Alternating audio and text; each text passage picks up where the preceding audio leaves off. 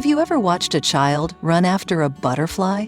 They laugh, they stumble forward with glee, eyes wide and hopeful, arms stretched to the sky as if willing the butterfly to land. But no matter how hard they try, no matter how fast their little feet move, the butterfly dances just out of reach. Then, something unexpected happens. The child grows tired. They stop. They breathe. They become still. And in that moment of surrender, something magical unfolds. The butterfly lands gently on their shoulder. And it stays. What shifted? What changed between the flailing and the stillness? The butterfly was always there, but it waited for calm. It waited for peace. It waited for presence. Now let me ask you, how different is that really from how we live our lives? We chase what we crave. We run after love, success, purpose, peace, as if life is a race and everything we want is dangling just beyond our fingertips. We move faster, try harder, and tell ourselves, if I just do more, be more, push more, it will come. But what if life doesn't work like that? What if what you're chasing is repelled not by your lack of effort, but by your lack of stillness? What if you could attract everything you truly desire by learning how to stop running? And that brings us to the quiet power behind one of the most misunderstood ideas in philosophy, detachment. In a world that constantly screams, chase it, hustle for it, don't stop until it's yours. The concept of letting go seems counterintuitive, even dangerous. But the ancient Stoics knew something that modern minds often forget, that it's not the relentless pursuit that brings fulfillment, but the ability to stay grounded in what we can control and to release what we cannot. So, in today's journey, we're not just exploring Stoicism, we're exploring a new way of being, one that lets the butterfly come to you, one that shifts you from chasing to attracting. And we begin with the illusion that binds us all, the illusion of control. Chapter 1. The illusion of control. From the moment we're born, we're taught to take control. We're praised for our drive, celebrated for our ambition, rewarded for our ability to make things happen. It's written into our culture, on billboards, in self-help books, on every success podcast that tells you to wake up at 4 a.m. and grind your way to greatness. We idolize the overachiever. We glorify the one who never stops, who pushes past every limit. The message is loud and clear. If you want something in life, go get it. Don't wait, don't pause, don't breathe, just chase. But here's the quiet truth Stoicism offers. Control is an illusion. A powerful one, a comforting one, but an illusion nonetheless. You can control your efforts. You can control your thoughts, your choices, your attitude. But you cannot control outcomes. You cannot force people to love you. You cannot guarantee success. You cannot demand that life unfolds according to your plan. And the more tightly you cling to that illusion, the more you suffer when things unravel.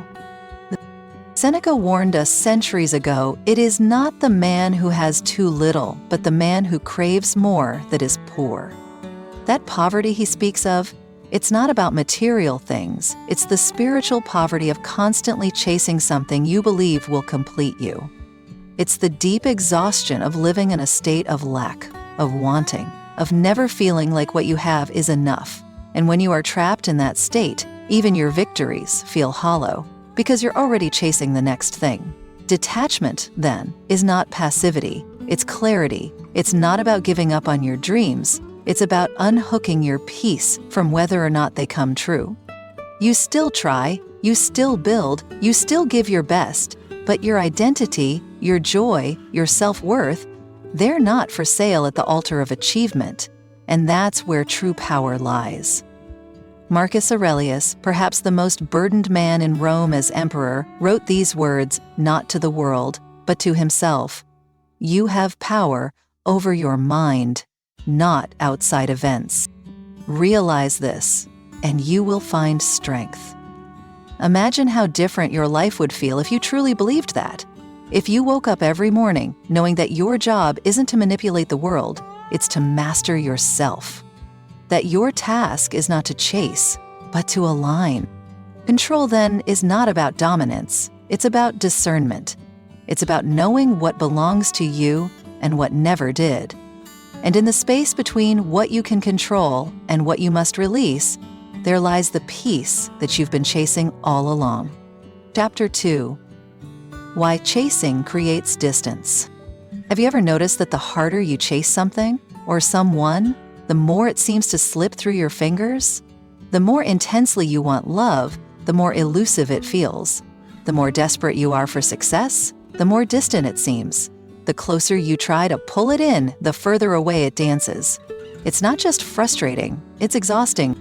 It makes you feel like maybe you're doing something wrong, like you're missing the secret formula. But what if the problem isn't you, or even your goal? What if the very act of chasing is creating the distance? You see, when you're chasing something, you are, by definition, acknowledging its absence. You're affirming that it isn't already in your life. You're radiating lack. You're saying through your actions and your energy, I don't have this thing yet, and I'm not okay until I get it. And the universe, life, energy, whatever you believe in, responds to that frequency. It reflects it because attraction doesn't operate from scarcity. It's born from alignment. And alignment can't grow in the soil of desperation. Let's break this down. Think about relationships. Have you ever tried to win someone over by proving your worth? Showing up every day, texting first, being overly available, trying to anticipate every need? At first, it might feel like effort, like love.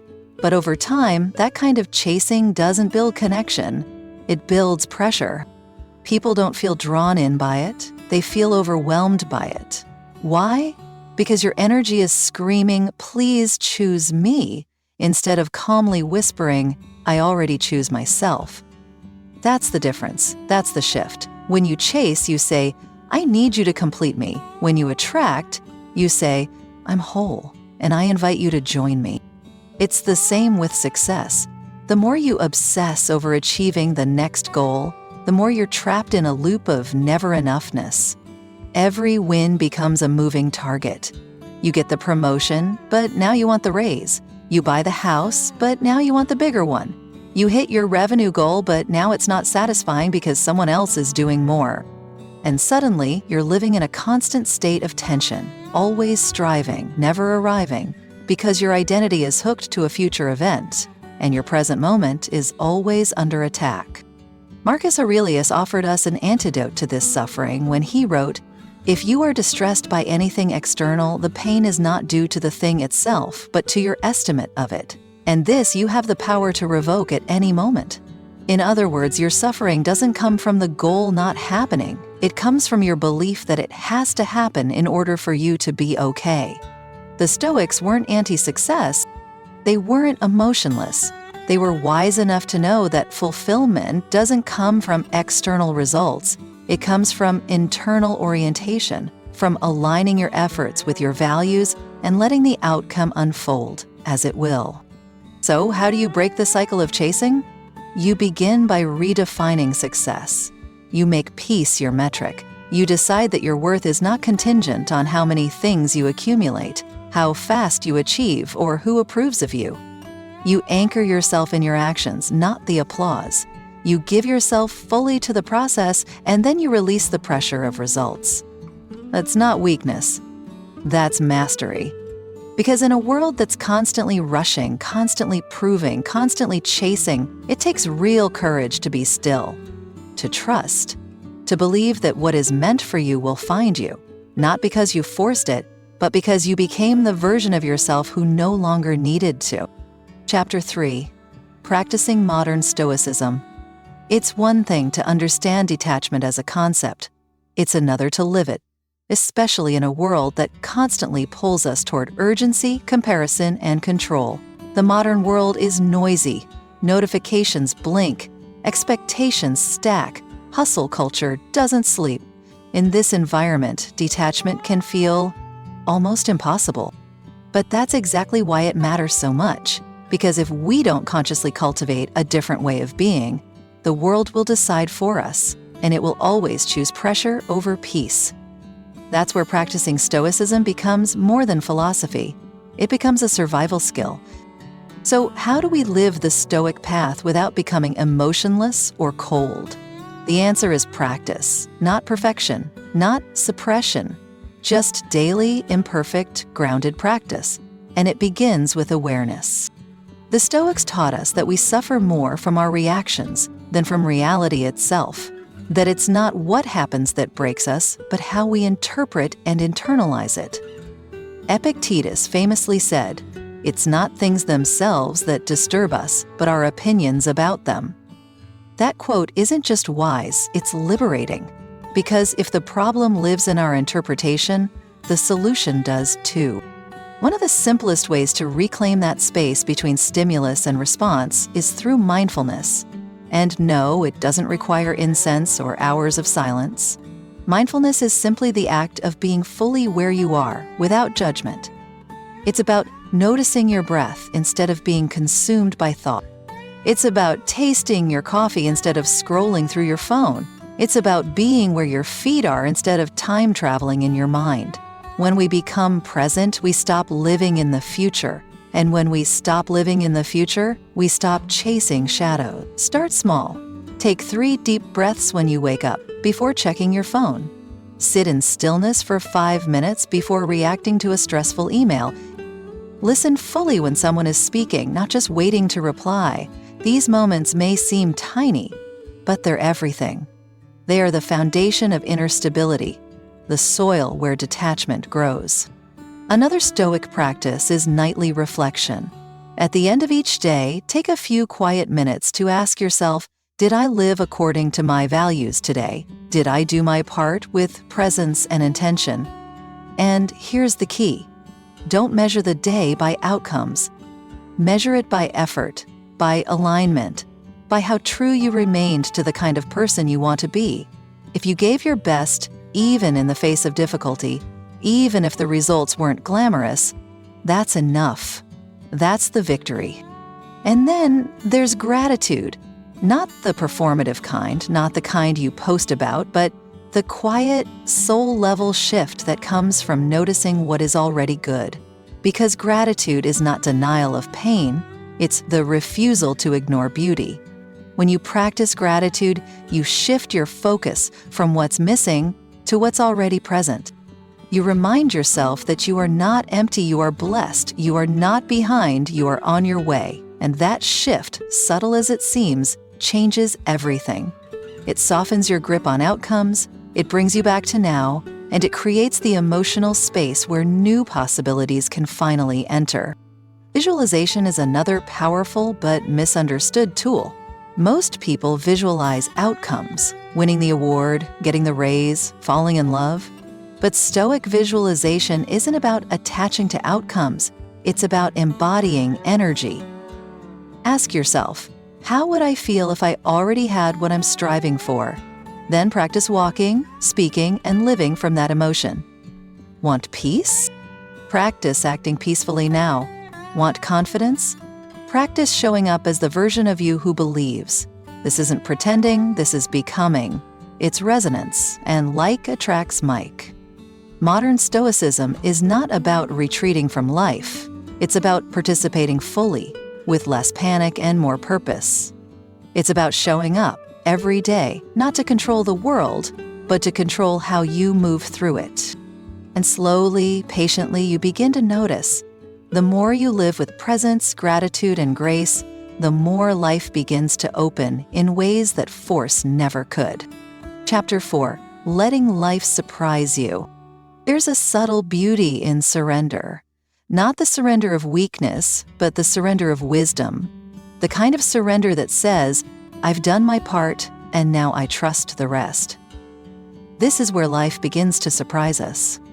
When we stop scripting every outcome, when we stop micromanaging every twist and turn, when we finally loosen our grip on what we think should happen, life shows us something better than we could have written ourselves.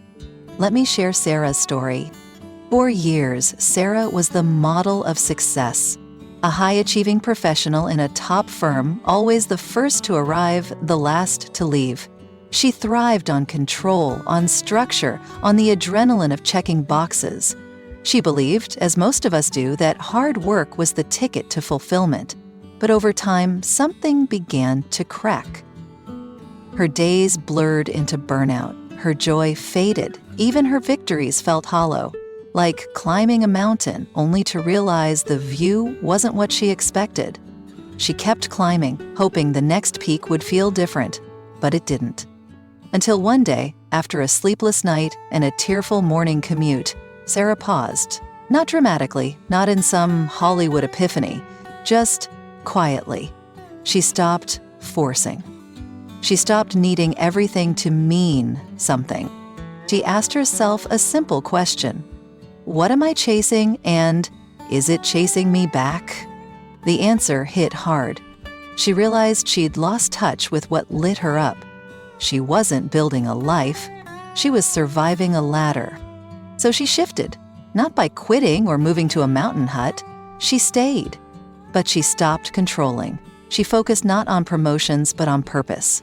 She showed up with presence, helped others without needing recognition, took pride in her work without worshiping the outcome. And something beautiful happened. She was offered the promotion anyway. But more importantly, she didn't need it to feel worthy. She had become the version of herself that success wanted to find. Now meet John. John was a serial entrepreneur, always chasing the idea that would finally click. One month it was an app, the next a product, then a course. He poured his savings, his time, his soul into chasing a dream that felt like it was always just one pivot away. And every failure bruised him deeper, not because of the loss, but because of the meaning he placed on it. Each dead end became a personal indictment. I'm not enough. Until one day, John ran out of ideas and energy, not in despair, but in peace. He stopped chasing brilliance. Instead, he asked, what feels true to me, even if it's small? He started consulting, just helping new entrepreneurs avoid the mistakes he'd made. No grand vision, no pitch deck, just service. Slowly, quietly, his business grew. Not through force, but through resonance. People referred him, opportunities came, and for the first time, John felt not like he was running, but like life was walking with him. He didn't force success. He became someone success naturally found. Both stories echo the same truth. Detachment doesn't mean giving up. It means giving space. When we stop demanding that life happen on our schedule, we open up to outcomes we never would have considered. Some softer, some richer, all more aligned. Sometimes the best things aren't chased, they're allowed. They arrive in the stillness after the storm, in the silence after the striving.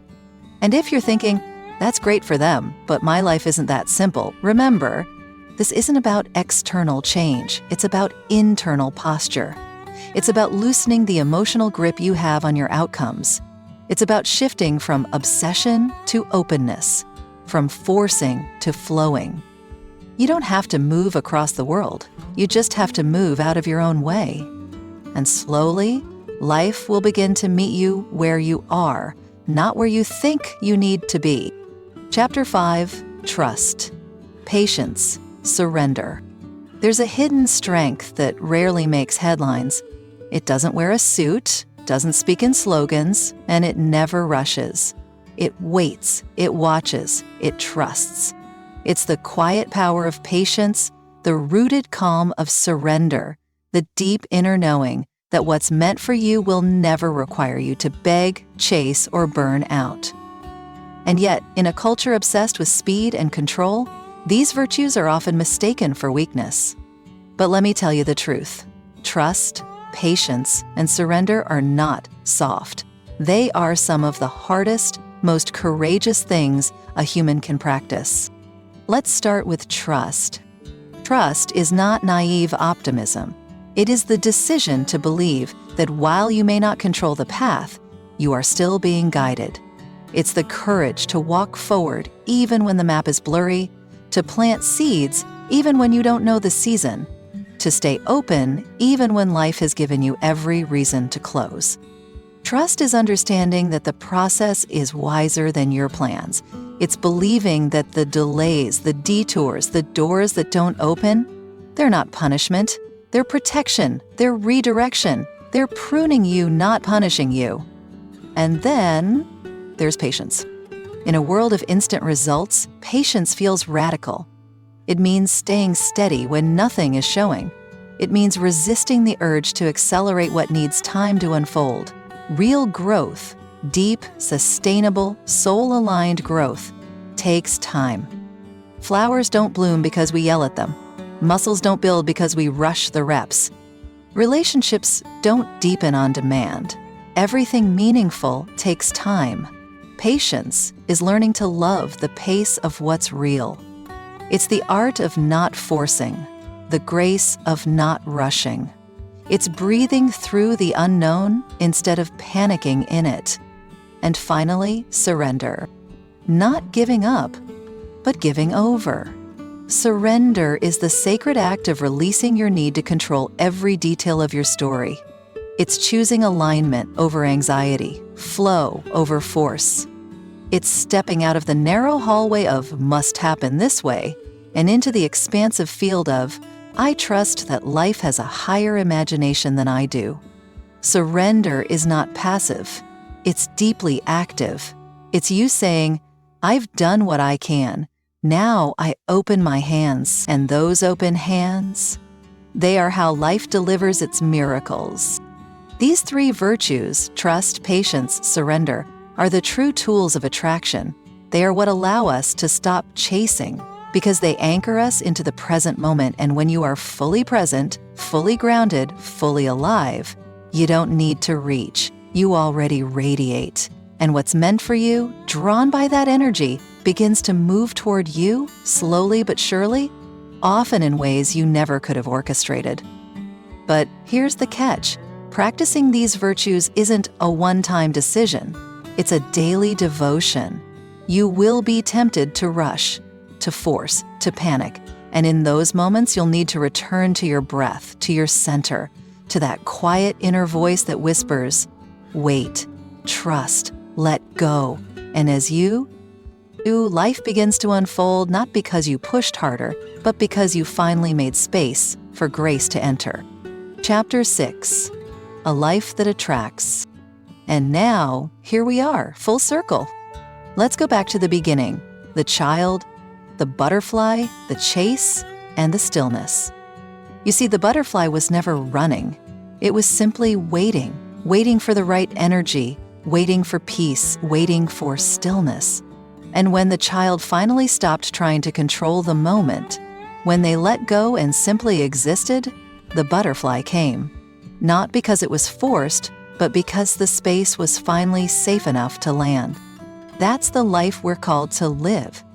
A life that doesn't just pursue, but invites. A life that doesn't just perform, but aligns. A life that doesn't exhaust itself trying to earn love, success, or peace, but becomes the kind of presence those things want to be around. This is the life that attracts. It doesn't mean we stop setting goals. It doesn't mean we never try. It means we try with clarity. We act with calm. We do our part. And then we trust the process. We leave room for life to surprise us. We make space for joy to arrive unexpectedly, for opportunities to walk in unannounced, for people to show up not because we chased them, but because we became magnetic. And here's the most beautiful part. When you stop chasing what you thought you needed, you often discover something deeper, what your soul was really asking for all along. Not more, but meaning. Not applause, but alignment. Not speed, but stillness. And from that place, everything begins to shift. You no longer live from pressure, but from presence. No longer from fear, but from faith. No longer from urgency, but from trust. Imagine waking up tomorrow and knowing, not hoping, not forcing, but knowing that what is meant for you is already on its way. That your only job is to show up with openness, with gratitude, with integrity. That the love you crave, the peace you seek, the fulfillment you dream of, it's not out there, far away, hiding in some distant finish line. It's already moving toward you, quietly, waiting for you to become the version of yourself who can receive it. So stop, breathe, let go of what you cannot control. Focus on what you can. Cultivate trust. Practice patience. Choose surrender. Because what belongs to you will simply find you. Not when you chase, but when you become. If this message found you today, maybe it's because a part of you is tired, not of the dream, but of the chase. Maybe this is your invitation to return to yourself, to your center, to the quiet knowing that nothing real requires you to run. If it resonates, don't keep it to yourself. Share it with someone who's been running too long. And if you're ready to stop chasing and start attracting, this space is for you. Subscribe, reflect, and walk with us. Together, let's build a life that no longer begs, but belongs. A life that attracts. Thank you for showing up, for yourself, for your peace, for your growth. In a world that constantly demands more, you chose stillness. That choice is rare. That choice is powerful.